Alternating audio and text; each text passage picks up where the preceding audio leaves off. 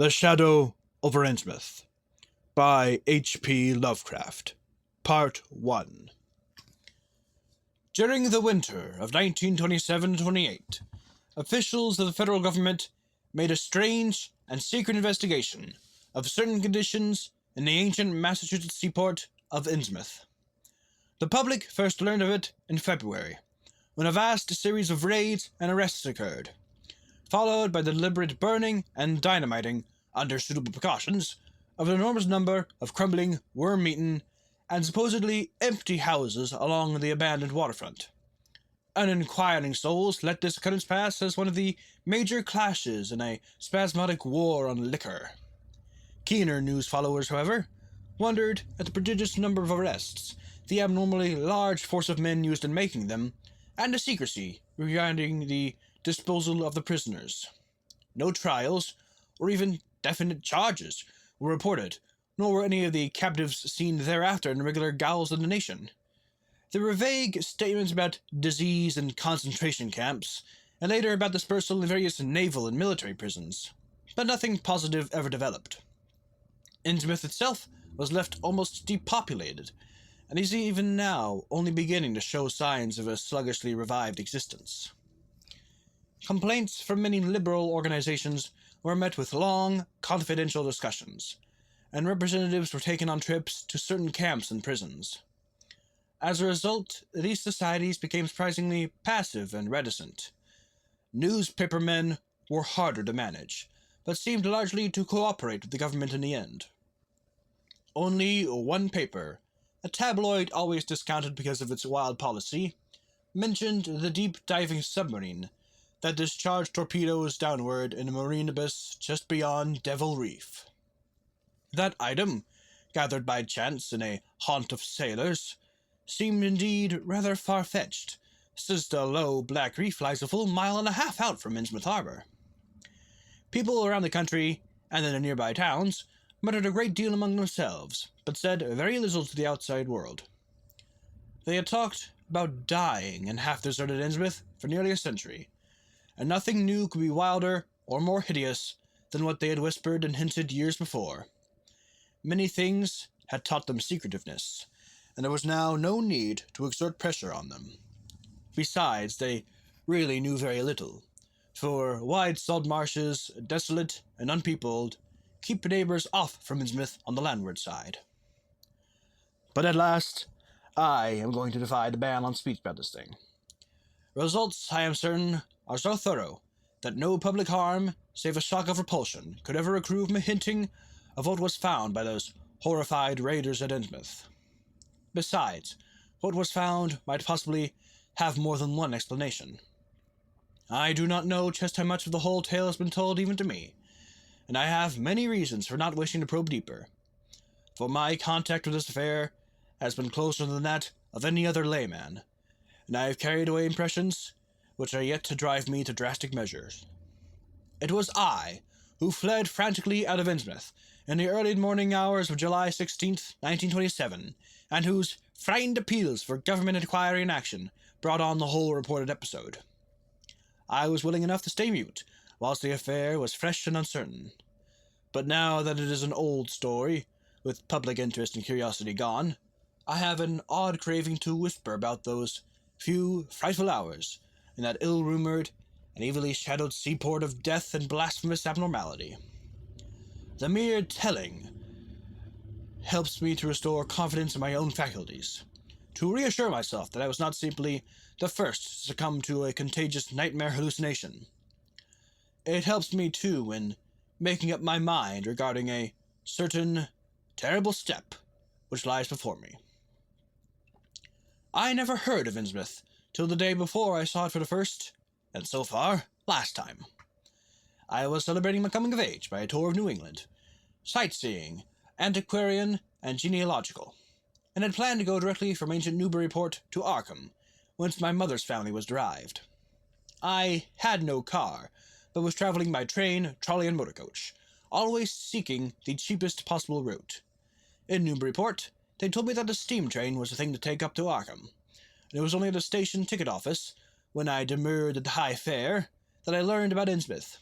The stout, shrewd-faced agent whose speech showed him to be no local man, seemed sympathetic towards my effort at economy, and made a suggestion that none of my other informants had offered.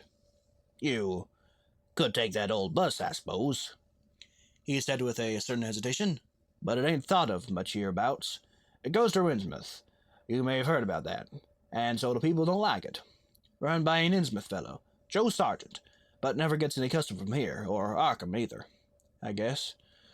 Wonder he keeps running at all. I suppose it's cheap enough, but I never see more'n 2 or 3 people in it. Nobody but those Innsmouth folks. Leaves the square, front of Hammond's drugstore at 10 a.m. and 7 p.m., unless they've changed lately. Looks like a terrible rattletrap. I've never been on it." That was the first I had ever heard of Shadowed Innsmouth. Any reference to a town not shown on common maps or listed in recent guidebooks would have interested me, and the agent's odd manner of allusion aroused something like real curiosity.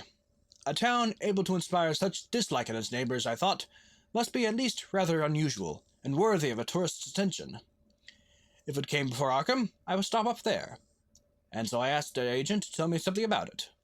He was very deliberate, and spoke with an air of feeling slightly superior to what he said. "Innsmouth? Well, it's a queer sort of town, down at the mouth of the Manoxet. It used to be almost a city, quite a port before the War of 1812, but all gone to pieces in the last hundred years or so. No railroad now, B&M never went through, and the branch line from Rowley was given up years ago. More empty houses than there are people, I guess, and no business to speak of except fishing and lobstering. Everybody trades mostly here or in Arkham or Ipswich. Once they had quite a few mills, but nothing's left now except one gold refinery running on the leanest kind of part-time. That refinery, though, used to be a big thing, and old man Marsh, who owns it, must be richer than Croesus. Queer old duck, though, and sticks mighty close to his home. He's supposed to have developed some skin disease or deformity late in life that makes him keep out of sight. Grandson of Captain Obed Marsh, who founded the business. His mother seems to have been some kind of foreigner. They say a South Sea Islander. So everybody raised Cain when he married an Ipswich girl 50 years ago. They always do that bad Innsmouth people, and folks here and hereabouts always try to cover up any Innsmouth blood they have in them. But Marsh's children and grandchildren look just like anyone else so far as I can see. I've had them pointed out to me here, though, come to think of it, the elder children don't seem to be around lately. Never saw the old man. And why is everyone so down on Innsmouth? Well, young fellow, you mustn't take too much stock of what people around here say. They're hard to get started, but once they do get started, they never let up. They've been telling things about Innsmouth, this Brigham mostly, for the last 100 years, I guess, and I gather they're more scared than anything else. Some of the stories will make you laugh, about old Captain Marsh driving bargains with the devil and bringing imps out of hell to live in Innsmouth, or about some kind of devil worship and awful sacrifice in some place near the wharves that people stumbled on around 1845 or thereabouts. But I come from Panton, Vermont, and that kind of story don't go down with me. You ought to hear, though, what some of the old-timers tell about the Black Reef off the coast. Devil Reef, they call it. It's well above water a good part of the time, and never much below it. But today you could hardly call it an island. The story is that there's a whole legion of devils seen sometimes on that reef, sprawled about or darting in and out of some kind of caves near the top. It's a rugged, uneven thing, a good bit over a mile out, and towards the end of the shipping days, sailors used to make big detours just to avoid it. That is, sailors that didn't hail from Innsmouth. One of the things I had against old Captain Marsh was that he was supposed to land on it sometimes at night when the tide was right. Maybe he did, for I dare say the rock formation was interesting. And it's just barely possible he was looking for pirate loot, and maybe finding it. But there was talk of his dealing with daemons there. Fact is, I guess, on the whole, it was really the captain that gave the bad reputation to the reef. That was before the big epidemic of 1846, when over half the folks in Innsmouth was carried off. They never did figure out quite what the trouble was. It was probably some kind of foreign kind of disease brought from China, or some by the shipping. It was surely bad enough. There was riots over it, and all sorts of ghastly doings that I don't believe ever got outside of town, and left the place in awful shape. Never came back. There can't be more than 300 or 400 people living there now. But the real thing behind the way folks feel is simply race prejudice, and I don't say I'm blaming those that hold it. I hate those Innsmouth folk myself, and I wouldn't care to go to their town. I suppose you know, though I can see you're a Westerner by your talk, what a lot of our New England ships used to have to do with queer ports in Africa, Asia, and the South Seas, and everywhere else. and what queer kinds of people they sometimes brought back with them. You've probably heard about that Salem man that came home with a Chinese wife, and maybe you know there's still a bunch of Fiji Islanders somewhere around Cape Cod. Well, there must be something like that back of the Innsmouth people. The place always was badly cut off from the rest of the country by marshes and creeks, and we can't be sure about the ins and outs of the matter, but it's pretty clear that old Captain Marsh might have brought home some odd specimens when he had all 3 of his ships in commission back in the 20s and 30s. There certainly is a strange kind of streak in the Innsmouth folks today. I don't know how to explain it, but it sort of makes you crawl. You'll notice little of the sergeant if you take his bus. Some of them have queer, narrow heads with flat noses and bulgy, starey eyes that never seem to shut. And their skin ain't quite right, rough and scabby, and the sides of their necks are all shriveled or creased up. Get bald, too, very young. The older fellows look the worst. Fact is, I don't believe I've ever seen a very old chap of that kind. Guess they must die looking in the glass. Animals hate 'em. They used to have a lot of horse trouble before Aldous came in. Nobody here or in Arkham or Ipswich will have anything to do with them, and they act kind of offish themselves when they come into town or when anyone tries to fish on their grounds. Queer how fish are always sticked off Innsmouth Harbor when there ain't anywhere else around. But just try to fish there yourself and you'll see how folks chase you off. Those people used to come here on the railroad, walking and taking the train at Rowley after the branch was dropped, but now they use that bus. Yes, there's a hotel in Innsmouth, called the Gilman House, but I don't believe it can amount to much. I wouldn't advise you to try it. Better stay over here and take the 10 o'clock bus tomorrow morning. Then you can evening bus there for Arkham at 8 o'clock. There was a factory inspector who stopped at the Gilman a couple of years ago, and he heard a lot of unpleasant hints about the place. Seems they get a queer crowd there, for this fellow heard voices in other rooms, though most of them was empty. They gave him the shivers. It was foreign talk, he thought, but he said the bad thing about it was the kind of voice that sometimes spoke. It sounded almost so unnatural, slopping-like, he said, that he didn't dare undress and go to sleep, just waited up and lit out the first thing in the morning. The talk went on most of all night. This fellow, Casey his name was, had a lot to say about how the Innsmouth folks watched him and seemed kind of on guard. He found the Marsh refinery a queer place. It's in an old mill in the lower falls of the Monnoxet. What he said tallied up with what I'd heard. Books in bad shape and no clear account of any kind of dealings. You know, it's always been a kind of mystery where the Marshes get the gold they refine. They never seem to do much buying in that line, but years ago they shipped out an enormous load of ingots. Used to be talk of a queer foreign kind of jewelry that the sailors and refinery men sometimes sold on the sly, or that was seen once or twice with some of the Marsh women folks. People allowed maybe old Captain Obed traded for it in some heathen port, especially since he was always ordering stacks of glass beads and trinkets such as seafaring men used to get for native trade. Others thought, and still think, he found an old pirate cache out in Devil Reef. But here's the funny thing. The old captain's been dead these 60 years, and there ain't been a good-sized ship out of the place since the Civil War. But just the same, the Marshes still keep buying a few of those native trade things. Mostly glass and rubber gewgaws, they tell me. Maybe the Innsmouth folk like to look at them themselves. God knows they've got to be about as bad as South Sea cannibals and Guinea savages. That plague of 46 must have taken off the best blood in the place. Anyway, they're a doubtful lot now, and the Marshes and the other rich folks are as bad as any. As I told you, there probably ain't more than 400 people in the whole town, in spite of all the streets they say there are. I guess they're what they call white trash down south. Lawless and sly and full of secret doings. They get a lot of fish and lobsters and do exporting by truck. Queer how the fish swarm right there and nowhere else. Nobody can ever keep track of these people, and state school officials and census men have a devil of a time. You can bet that prying strangers ain't welcome around Innsmouth. I've heard personally of more than one business or government man that's disappeared there, and there's loose talk of one who went crazy down to Danvers now. They must have fixed up some awful scare for that fellow. That's why I wouldn't go at night if I was you. I've never been there, and have no wish to go. But I guess a daytime trip couldn't hurt you, even though the people hereabouts will advise you to not make it. If you're just sightseeing and looking for old-time stuff, Innsmouth ought to be quite a place for you. And so I spent part of that evening at the Newbury Public Library, looking up data about Innsmouth. When I tried to question the natives in the shops, the lunchroom, the garages, and the fire station, I had found them even harder to get started than the ticket agent had predicted, and realized I could not spare the time to overcome their first instinctive reticences. They had a kind of obscure suspiciousness, as if there was something amiss with anyone too much interested in Innsmouth. At the YMCA, where I was shopping, the clerk... I had to say it that way. The clerk merely discouraged my going to such a dismal, decadent place, and the people of the library showed much the same attitude. Clearly, in the eyes of the educated, Innsmouth was merely an exaggerated case of civic degeneration.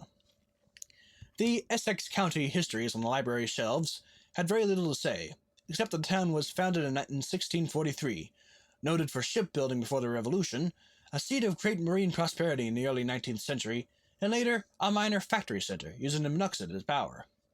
The epidemic and riots of 1846 were very sparsely treated, as if they formed a discredit to the county. References to decline were few, though the significance of the later record was unmistakable. After the Civil War, all industrial life was confined to the Marsh Refining Company, and the marketing of gold ingots formed the only remaining bit of major commerce aside from the eternal fishing. That fishing paid less and less as the price of the commodity fell and large-scale corporations offered competition. But there was never a dearth of fish around Innsmouth Harbor. Foreigners seldom settled there, and there was some discreetly veiled evidence that a number of Poles and Portuguese who had tried it had been scattered in a peculiarly drastic fashion. Most interesting of all was a glancing reference to the strange jewelry vaguely associated with Innsmouth. It had evidently impressed the whole countryside more than a little, for mention was made of specimens in the Museum of Miskatonic University at Arkham and the display room of Newburyport Historical Society. The fragmentary descriptions of these things were bald and prosaic, but they hinted to me an undercurrent of persistent strangeness. Something about them seemed so odd and provocative that I could not put them out of my mind. And despite the relative lateness of the hour, I resolved to see the local sample, said to be a large, queerly proportioned thing evidently meant for a tiara, if it could be possibly arranged. The librarian gave me a note of introduction to the curator of the society, a Miss Anna Tilton, who lived nearby, and after a brief explanation that ancient gentlewoman was kind enough to pilot me into the closed building, since the hour was not outrageously late. The collection was a notable one indeed, but in my present mood I had eyes for nothing but the bizarre object which glistened in a corner cupboard under electric lights. It took no excessive sensitiveness to beauty to make me literally gasp at the strange, unearthly splendor of the alien, opulent fantasy that rested there on a purple velvet cushion. Even now I can hardly describe what I saw, though it was clearly enough a sort of tiara, as the description had said. It was tall in front, and with a very large and curiously irregular periphery, as if designed for a head of almost freakishly elliptical outline. The material seemed to be predominantly gold, though a weird, lighter lustrousness hinted at some strange alloy with an equally beautiful and scarcely identifiable metal.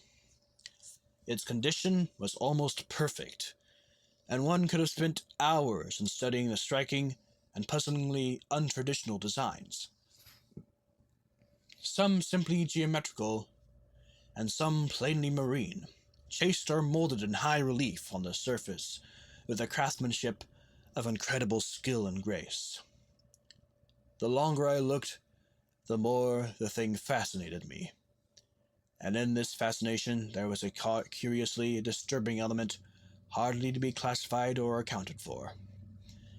At first I decided that it was the queer, otherworldly qualities of the art which made me uneasy.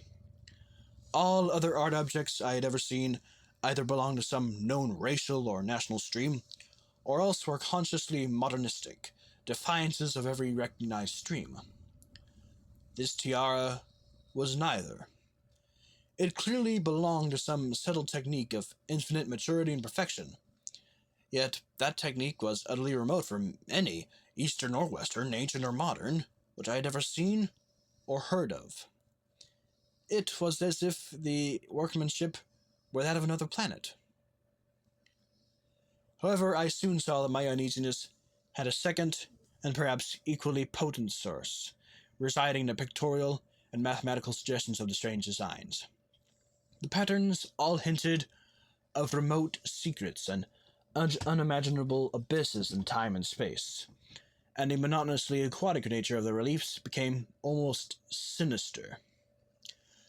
Among these reliefs were fabulous monsters of abhorrent grotesqueness and malignity, half ichthyic and half batrachian in suggestion, which one could not dissociate from a certain haunting and uncomfortable sense of pseudo-memory, as if they called up some image from deep cells and tissues whose retentive functions are wholly primal and awesomely ancestral. At times I fancied that every contour of these blasphemous fish-frogs was overflowing with the ultimate quintessence of unknown and inhuman evil. In odd contrast to the tiara's aspect was its brief and prosy history as related by Miss Tilton. It had been pawned for a ridiculous sum at a shop in State Street in 1873 by a drunken Innsmouth man shortly afterward killed in a brawl. The society had acquired it directly from the pawnbroker, at once giving it a display worthy of its quality. It was labeled as of probable East Indian or Indo-Chinese provenance, though the attribution was frankly tentative. Miss Tilton, comparing all possible hypotheses regarding its origin and its presence in New England, was inclined to believe that it formed the part of some exotic pirate horde discovered by old Captain Obed Marsh. This view was not surely weakened by the insistent offers of purchase at a high price which the Marshes began to make as soon as they knew of its presence, in which they repeated to this day, despite the society's unvarying determination not to sell. As the good lady showed me out of the building, she made it clear that the pirate theory of the Marsh fortune was a popular one among the intelligent people of the region. Her own attitude towards Shadowed Innsmouth, which she had never seen, was one of disgust at a community slipping far down the cultural scale, and she assured me that the rumors of devil worship were partly justified by a peculiar secret cult, which had gained force there and engulfed all the Orthodox churches. It was called, she said, the Esoteric Order of Dagon, and was undoubtedly a debased, quasi-pagan thing imported from the East a century before, at a time when the Innsmouth fisheries seemed to be going barren. Its persistence among a simple people was quite natural in view of the sudden and permanent return of abundantly fine fishing, and it soon came to be the greatest influence on the town, replacing Freemasonry altogether, and taking up headquarters in the old Masonic Hall on New Church Green. All this, to the pious Miss Tilton, formed an excellent reason for shunning the ancient town of decay and desolation. But to me, it was merely a fresh incentive. To my architectural and historical anticipations was now added an acute anthropological zeal, and I could scarcely sleep in my small room at the Y as the night wore away. And that was part one of The Shadow over Innsmouth. Wahoo! Man, that Lovecraft, he just straight couldn't write dialogue. I mean, I think it's good. I really like the just exposition dump go nature of it, you know? Just, here's a mysterious local. He's gonna tell you everything. Have fun. One doesn't exactly read Lovecraft for the technical excellence or execution of the prose. One reads because it's fascinating. It's neat. Sometimes scary. Well, often scary. That's the point, isn't it? So he's the cosmic horror guy. Anyway, enough of creator rambling and commentary. I'm ending this. This has been One Take Lovecraft. We roll the flubs. I'm gonna read this whole dang thing if it kills me. Doing the voice of, well, you'll learn later, is gonna kill me.